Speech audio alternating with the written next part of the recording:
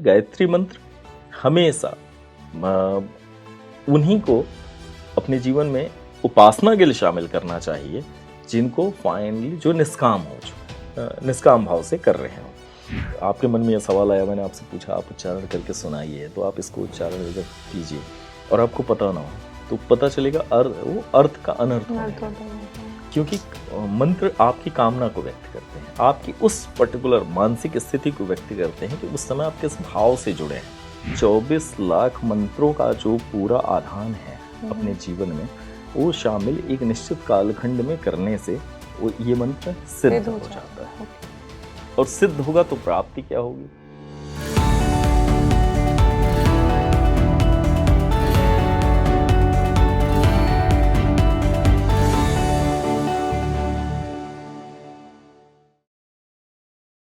Hello everyone, मैं हूं आपके साथ तमन्ना और आज का टॉपिक बहुत इंटरेस्टिंग है उन लोगों के लिए जिन्हें मंत्रास के पीछे छिपी साइंस को जानने में और समझने में इंटरेस्ट है।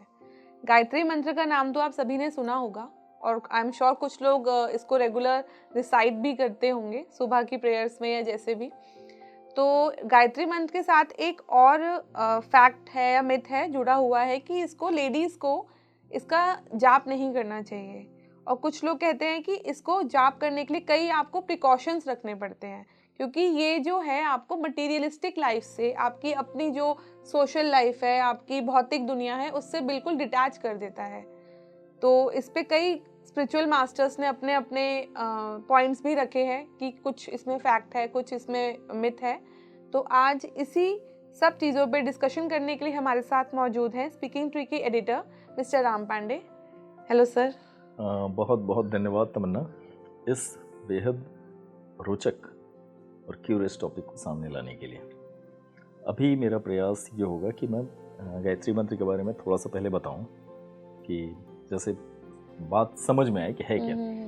और जो आपका सवाल है कि गायत्री मंत्र सांसारिक या भौतिक या मेटेरियलिस्टिक लाइफ से हमें दूर करता है और परमात्मा से जोड़ता है, मूल मुद्दा यही है, करेक्ट। तो सबसे पहले जो हमें जानना चाहिए कि गायत्री मंत्र क्या है एग्जैक्टली। ओम भूर्भुवः स्वः तत्सवितुर्वरेण्यं भर्गो देवस्य धीमहि धियो यो नः प्रचोदयात्, करेक्ट। इसमें ओम भूर्भुवः स्वः ये पार्ट यजुर्वेद से है। ओके। तत्सवितुर्वरेण्यं भर्गो देवस्य धीमहि धियो यो नः प्रचोदयात्, ये वाला हिस्सा ऋग्वेद का है। ओके।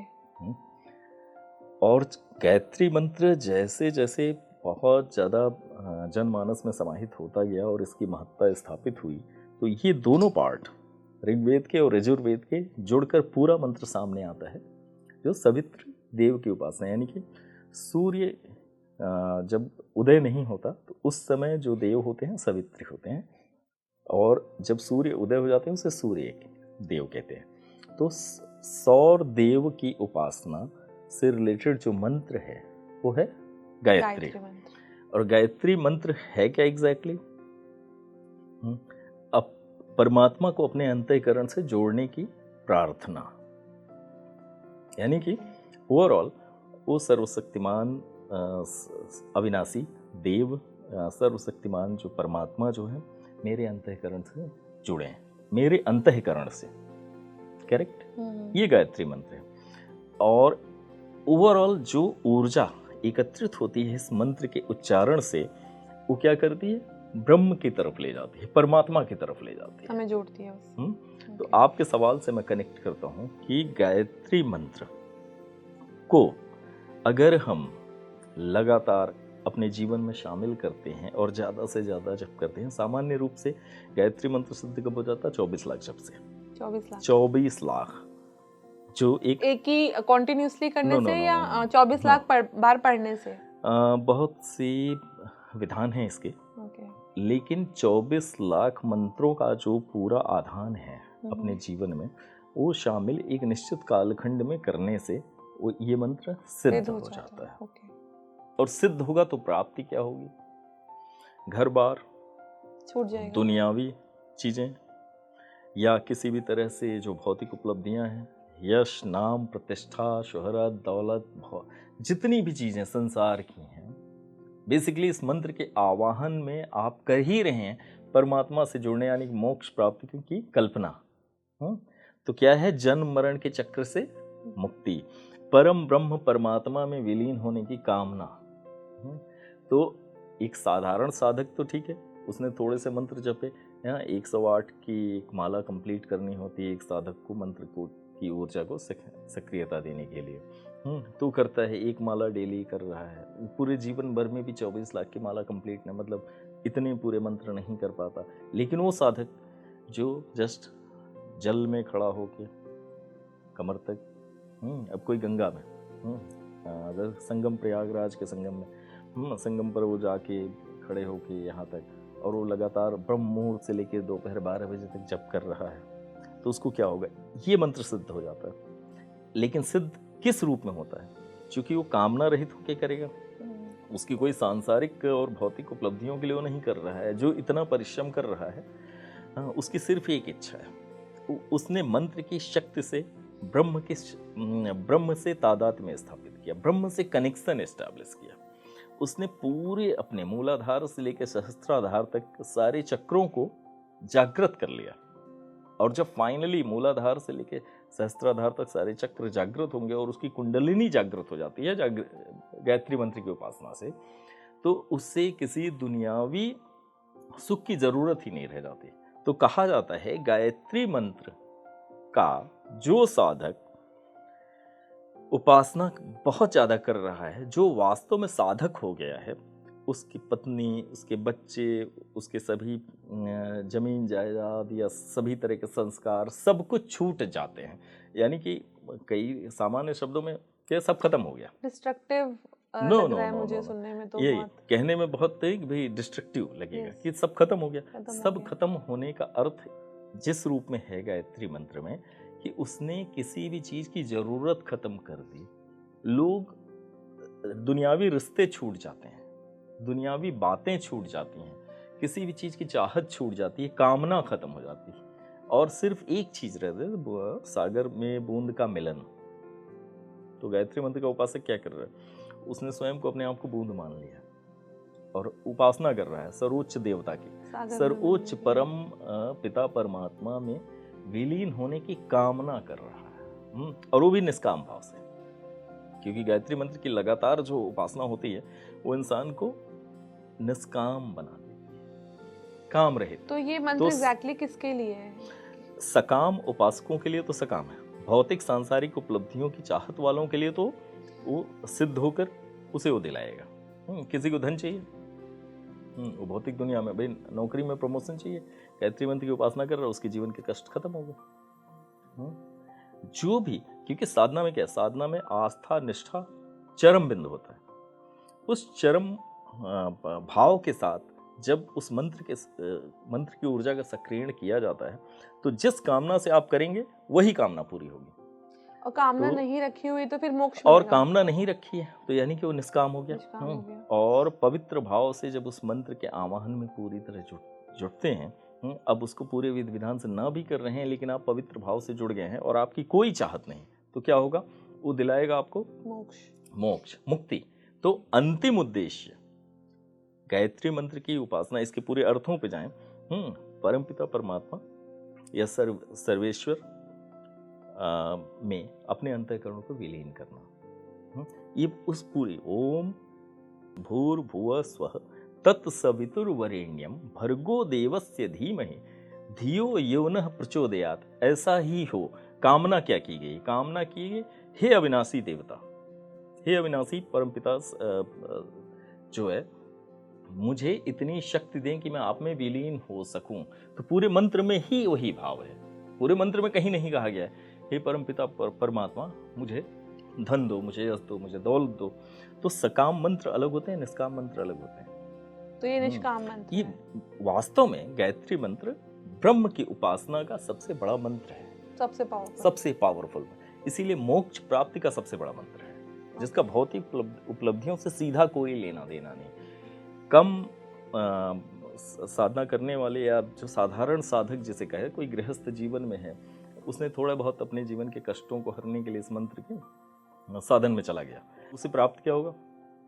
उसकी इच्छाएं वही अवतरित हो जाती हैं, टाइप ऑफ की ट्रांसफॉर्मेशन ऑफ डिजायर्स। तो डिजायर्स किस में बदल गई? वो मूल मतलब अपने स्वरूप में आ गई, अपने भौतिक रूप में आ गई। शत्रु नहीं हो, कोई बहुत परेशान कर रहा, प्रमोशन नहीं हो रहा, साधारण साधक के लिए थोड़ी सी उपासना काफी हो जाती है। तमन्ना, मंत्रों में सबसे पहले हमें ध्यान रखना होता है कि मंत्र का उच्चारण बिल्कुल सही हो, क्योंकि मंत्र की ध्वनियों का अर्थ है। जैसे जस्ट मान लिया आप आपके मन में यह सवाल आया, मैंने आपसे पूछा, आप उच्चारण करके सुनाइए, तो आप इसको उच्चारण अगर कीजिए और आपको पता ना हो तो पता चलेगा वो अर्थ का अनर्थ होने लगेगा, क्योंकि मंत्र आपकी कामना को व्यक्त करते हैं, आपकी उस पर्टिकुलर मानसिक स्थिति को व्यक्त करते हैं कि उस समय आप किस भाव से जुड़े हैं। और कई बार क्या होता है, आप भाव तो आपने बिल्कुल सही रखा, कामना आपने कर रही होती, लेकिन आप पहुंचा कैसे रहे? अगर आप शक्ति तक और जिस भी पर्टिकुलर ऊर्जा तक अपनी बात नहीं पहुंचा पा रहे हैं, आपके शब्द जो है गलत मतलब उच्चरित हो रहे हैं, तो वही साकार होने लगेंगे। अच्छा। क्योंकि मंत्र ध्वनियाँ ऊर्जा का स्वरूप हैं और उसी रूप में आपके सामने आने लगती हैं, वही घटनाएं आपके साथ घटने लगती हैं। ये हर मंत्र के साथ हर मंत्र के साथ होता है। गायत्री मंत्र इसलिए खास है क्योंकि वैदिक मंत्र है, ऋषि विश्वामित्र के द्वारा सर्जित है, और पहली बार जब प्रकृति और परमात्मा के सम्मेलन की बात सामने आती है और मनुष्य को ये एहसास होता है कि कोई और सर्वोच्च सत्ता है जिसके साथ हमें अपने स्वरूप को या अपने अंतःकरण को उसमें मिलाना है, तो जिस मंत्र ध्वनि की निर्मित होती है वो है गायत्री। गायत्री ओरिजिनली एक छंद है ऋग्वेद में, जिसमें ऋग्वेद में इसमें 24 अक्षरों का ये मंत्र, तत्सवितुर्वरेण्यम भर्गो देवस्य धीमहि धियो यो नः प्रचोदयात्। तो इसमें कामना जिस बात की जाती है वो वास्तव में निष्काम है, परमात्मा से साक्षात्कार या परमात्मा के साथ एकाकार होना, ये गायत्री मंत्र का मुख्य उद्देश्य है। लेकिन मनुष्य के पास इतनी छूट है कि वो गायत्री मंत्र की उपासना के द्वारा सामान्य भौतिक उपलब्धियां भी प्राप्त कर सकता है। तो सामान्य भौतिक उपलब्धियों की जो आप बात कर रहे हैं, उसके लिए भी 24 लाख का जाप जरूरी होता है? नहीं, 24 लाख मंत्र अभी जिसकी बात मैं कर रहा हूँ कि भाई गंगा तट पर कोई जा रहा है और गंगा की धारा में खड़े होकर वो उपासना कर रहा है, 24 लाख मंत्रों का जाप कर रहा है, तो सीधे वो पर्टिकुलर सोल होती है जो इसका एक तरीके से जन्म मरण के चक्र से मुक्ति का टाइम आ चुका होता है। बेसिकली वो मुक्ति का विधान है। ओके। वो साधकों के लिए, गृहस्थों के लिए नहीं। गृहस्थ के लिए सामान्य रूप से अपने जीवन में वो 1 माला 2 माला 3 माला करता रहे, कोई और भी कुछ नहीं कर सकता, डेली 11 बार करके अपने दिनचर्या की शुरुआत कर सकता है। लेकिन गायत्री मंत्र में पवित्रता बहुत जरूरी है। पवित्रता का अर्थ है जो यम नियम आहार प्रत्याहार इन सब से रिलेटेड जितने बातें हैं कि शुद्धि पूरी होनी चाहिए, शरीर मन और आत्मा को, तभी जाके गायत्री मंत्र को अपने जीवन में शामिल करना चाहिए। ऐसा नहीं है कि कोई अशौच की अवस्था में है और हर तरीके से उसके बातों विचारों और उसके शरीर में उसने अपनी पवित्रता धारण नहीं की और वो इस मंत्र का जाप करने लगा, कोई बिस्तर पे लेटे लेटे जाप कर रहा है, तो सही मायने में ये नियम विरुद्ध है। गायत्री में नियमों का पालन यानी कि शुद्ध के नियमों का पालन बहुत ही आवश्यक होता है। तो मेरा कोई एक क्वेश्चन ये भी मेरे माइंड में आ रहा है कि जैसे कोई इंसान जो अगर कोई गृहस्थ लाइफ में रहते हुए, जैसे आप कह रहे हैं गृहस्थों के लिए नहीं है, उपासकों के लिए है, तो कोई गृहस्थ लाइफ में रहते हुए अगर इसका बिना जाने मैं आपको यहाँ करेक्ट करूँगा तमन्ना, गृहस्थों के लिए भी है, उपासकों और साधकों के लिए भी है। गृहस्थों की इच्छा सामान्य भौतिक उपलब्धियों तक होती है, मेटेरियलिस्टिक लाइफ की होती है, लोगों के जीवन की समस्याएं होती हैं, लोग उसको दूर करना चाहते हैं। This is the first point जो गायत्री का सामान्य उपयोग है, एक वहां पर तरीके भी से किसी प्रभावित मंत्र का है, उपयोग होता है। वहां पर भी प्रभावी होगी यस, वो। लेकिन साधकों के लिए विशेष इसलिए है कि साधक की कामना क्या होगी? साधक सिद्धि नहीं चाहता, साधक सिर्फ एक चीज चाहता है, वो है परम पिता परमात्मा से मिलना, उससे साक्षात्कार कब हो, परम ब्रह्म से साक्षात्कार चाहता है, और वो जीवन मरण के चक्र से मुक्त होकर जो है परमात्मा में विलीन हो जाना चाहता है। तो ये उनको इंस्टिंक्ट अंदर रहती है कि हमें अब ये करना चाहिए। ये होता है एक्चुअली। क्या होता है कि आत्माओं का जो कॉन्सेप्ट है, बहुत सी आत्माओं ने बहुत सारे जन्म ले लिए होते हैं, और उनका जो है पृथ्वी से जो भौतिक दुनिया से जो एक कर्म चक्र है वो समाप्त हो चुका होता है। तो मुक्ति के लिए कोई विधान चाहिए, ये वो उसका एक मुक्ति का सरलतम विधान है गायत्री मंत्र। गायत्री मंत्र के उच्चारण से, उसकी प्रतिध्वनियों से बार बार साधक अपने मन में संकल्प को मजबूत करता है कि आप सर्वोच्च हैं और मैं एक सामान्य जीव हूं, मुझे मुक्त करें। ओवरऑल इस मंत्र की आवृत्ति जितनी ज्यादा होगी, यही संकल्प मजबूत होता चला जाता है, और इसीलिए मुक्ति का संकल्प है। तो फाइनली जो मुझे जो लगता है, गायत्री मंत्र हमेशा उन्हीं को अपने जीवन में उपासना के लिए शामिल करना चाहिए जिनको फाइनली जो निष्काम हो चुके हैं, निष्काम भाव से कर रहे हों। अदरवाइज शक्ति मंत्र हैं, शैव मंत्र हैं, और भी तमाम मंत्र हैं जो तुरंत भौतिक समस्याओं को पूरा करने के लिए किए जाते हैं। उनके लिए गायत्री मंत्र जैसे एक बिल्कुल डिफरेंट फ्रिक्वेंसी वाले मंत्र की जरूरत नहीं, क्योंकि ये मंत्र बहुत पावरफुल है। ये उस अल्टीमेट गोल को पूरा करता है जो मनुष्य का गोल, अंतिम लक्ष्य है। मतलब आप कह रहे हैं कि अगर हम वैदिक मंत्रों में जाएं तो ये सबसे ज्यादा पावरफुल मंत्र है, वैदिक मंत्रों और सबसे ज्यादा प्रभावी मंत्र है। और लेकिन अपने इसका उद्देश्य क्या होता है, क्लियर होना चाहिए कि एक सामान्य साधक के लिए गायत्री जैसे इतने गंभीर और इतने महत्वपूर्ण मंत्र की जरूरत नहीं है। ठीक है, हाँ, वो उतनी उपासना। लेकिन अगर 24 लाख जप और वो भी पूरे नियमों के साथ, तो इसका मतलब है वो साधक हो गया। उसकी साधना का उद्देश्य अलग है।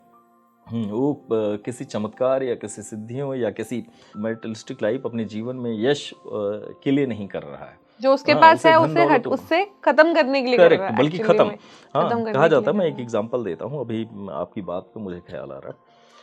कभी एक बहुत पहले एक साधक हुआ करते थे, और उन्होंने ये बात मुझे बताई थी बातचीत में कि कैसे जो है गायत्री मंत्र की उपासना से जो है साधकों का पूरा जीवन नष्ट हो जाता है। मुझे बड़ी हैरानी हुई थी, मैंने ये सवाल पूछा था उनसे, और मुझे आश्चर्य हुआ कि जीवन नष्ट कैसे हो जाता है। तो उन्होंने कहा जीवन नष्ट का आशय है कि जो ये भौतिक जीवन है वो नष्ट हो जाता है, भौतिक जीवन के सारे प्रतीक नष्ट हो जाते हैं। अच्छा, अब अकेले बचते हैं। पत्नी खत्म, बच्चे खत्म, उनसे संपत्ति खत्म, यश खत्म, इंसान बदनाम होने लगा समाज में। तो बेसिकली गायत्री मंत्र की ज़्यादा उपासना करती क्या है, वो पृथ्वी यानी कि जो ये माया लोक है, इनसे सारे जुड़ाव वाले जितने संबंध हैं वो खत्म कर देती है। और धीरे धीरे धीरे जब साधक उसमें विलीन होता चला जाता है, तो गायत्री मंत्र का इतना ज़्यादा ऊर्जा, इसकी ऊर्जा इतनी ज़्यादा है कि व्यक्ति को फाइनली ब्रह्म के साथ जोड़ देती है। तो नष्ट करने का अर्थ ये है कि सब कुछ खत्म, अब वहाँ किसी तरह के रिश्ते नहीं रहे। वो भौतिक रूप में भी हो सकते हैं और उसके अंतःकरण में भी हो सकता है कि सब कुछ है भी, जिसकी जितनी आयु है उतनी समय जिंदा है, लेकिन अब हमारा उससे कनेक्शन नहीं है अगर बस गायत्री का उपासक या साधक हो गया वास्तव में। तो ये भी प्रीडिस्टाइंड है, ये तो आपका पहले से ही लिखा हुआ हो कि आपने ऐसे ही जाना है आगे। आपकी फैमिली लाइफ एक टाइम बाद खत्म होगी ही होगी, आपकी जो भी मटेरियलिस्टिक प्रॉपर्टी लाइफ जो भी है वो सब खत्म हो जाएगा। तमन्ना, कर्म चक्र पे मनुष्य का नियंत्रण सीधे तौर पे नहीं होता। जब वो साधना में रत होता है तो कर्म चक्र को अपने अकॉर्डिंग मोड़ने लगता है, सीधे तौर पे नियंत्रण नहीं होता। तो प्री डिसाइडेड ये नहीं है कि इसी जन्म में सब कुछ खत्म होना है और परमात्मा के साथ हमें विलीन होना है और मेरा फाइनल ये जन्म है।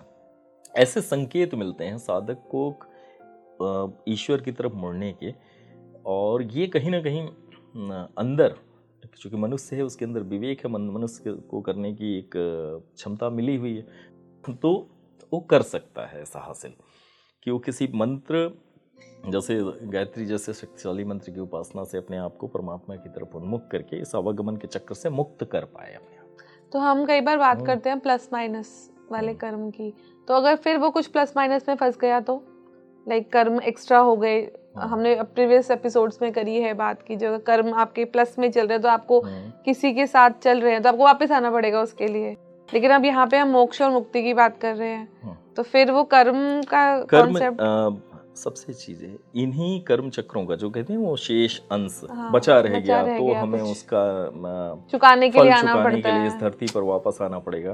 तो गायत्री मंत्र उसी उद्देश्य की पूर्ति करता है, वो सारे कर्म चक्रों का बैलेंस करके परमात्मा से, यानी कि अब आगे कोई जन्म चक्र नहीं है।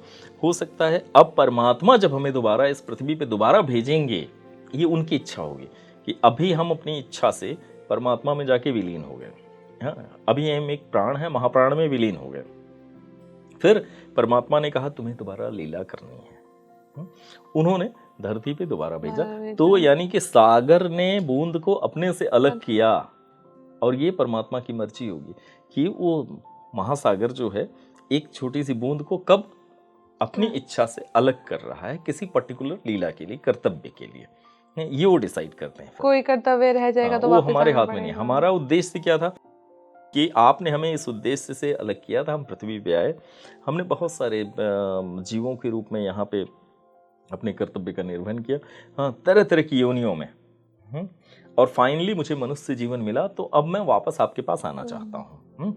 तो परमात्मा की कृपा वहाँ इस मंत्र की ऊर्जा शक्ति से इतनी संकल्प शक्ति पैदा हो जाती है हमारी कि हम वापस परमात्मा के पास चले जाते हैं, टाइप ऑफ विलीन होना। तो भेद मिट जाता है, जो द्वैत भाव है अद्वैत में तब्दील हो गया। ओवरऑल उद्देश्य गायत्री मंत्र का इतना है। करेक्ट। तो काफी इंटरेस्टिंग टॉपिक और थोड़ा डीप, काफी डीप उन लोगों के लिए जिन्हें वाकई में गायत्री मंत्रास में इंटरेस्ट है। तो आपको समझ आया होगा कि गायत्री मंत्र का जाप तभी करना चाहिए जब आपको आपकी इच्छा एकदम क्लियर हो। अगर बिना इच्छा के आप गायत्री मंत्र को जपते रहेंगे तो वही होगा जो अभी सर ने बताया कि आप अपनी मटेरियलिस्टिक लाइफ से, अपनी जो भी चीज़ें आपको अटैच करके रखी हैं, आप उनसे दूर हो जाएंगे। आपकी इच्छा, आपकी सोच एकदम क्लियर होनी चाहिए, क्योंकि ये आपको वो सब कुछ दे सकता है जो आप चाहते हैं। अगर चाहत नहीं है तो सीधा मोक्ष की प्राप्ति की ओर आप जाते हैं। ठीक है, आज के एपिसोड में इतना ही। अगली बार फिर हम कुछ इंटरेस्टिंग टॉपिक लेकर आपके सामने आएंगे।